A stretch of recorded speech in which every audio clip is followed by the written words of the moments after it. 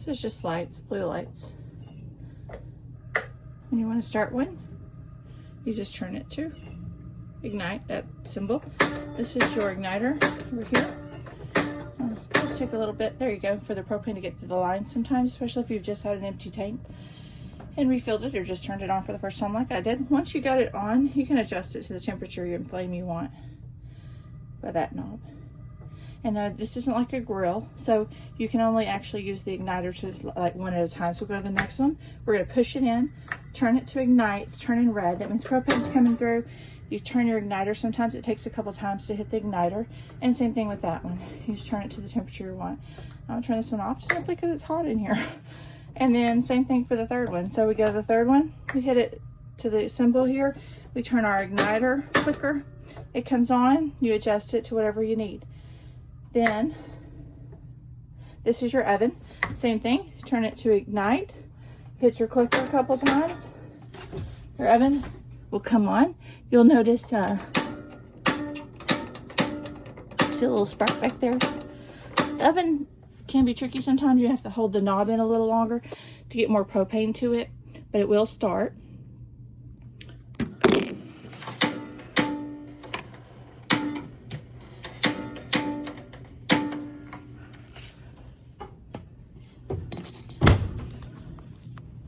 Okay, turn that off for now.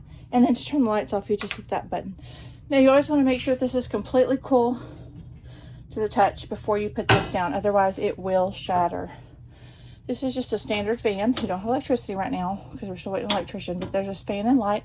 Microwave is standard. You have your fridge here. It works on auto, which is gas or electric. Or if you just lose electricity for some reason, you just want it to use propane, you just switch it over to gas. And then you can adjust your temperature, cold to coldest. So I'll put it on 3 for you right now. You don't want to overfill the fridge too much because it will not work as well if it has too much stuff in it. This is the difference in this and a residential fridge. If it starts flashing at you, that would mean you're out of propane typically if you've got it on gas. But right now we can go auto and it'll go automatically to gas since we don't have the electricity here yet. Your faucet's just standard faucet.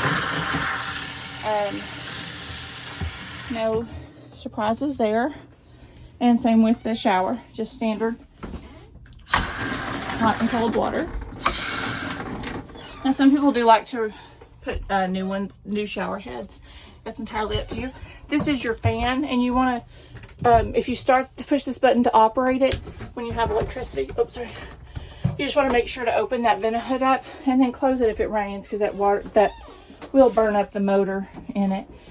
Here you have your toilet, and it's a little different than a house. So you always want to make sure you have enough water in it when you're not using it. So I would say about that much water just to hold that gas sewer smell down. So the water will hold the gas smell out so your whole RV doesn't smell like sewer. But then when you want to flush, say you went to the restroom, you've used your RV toilet paper, you hold this floor pedal all the way down and you flush.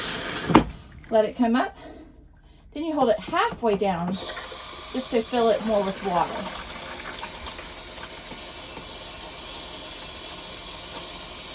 And there you go. And then of course you got your lights here, but we don't have power yet. And then just a standard medicine cabinet. These lights, you'll hit a button, but you can also just touch right here when we have power and it would work. Microwave is just like any other microwave. Your sink, same thing. These are kind of finicky and do want to pop off sometimes, so just be kind of gentle with using it. Don't pull too hard because that handle tends to want to pop off on these sometimes.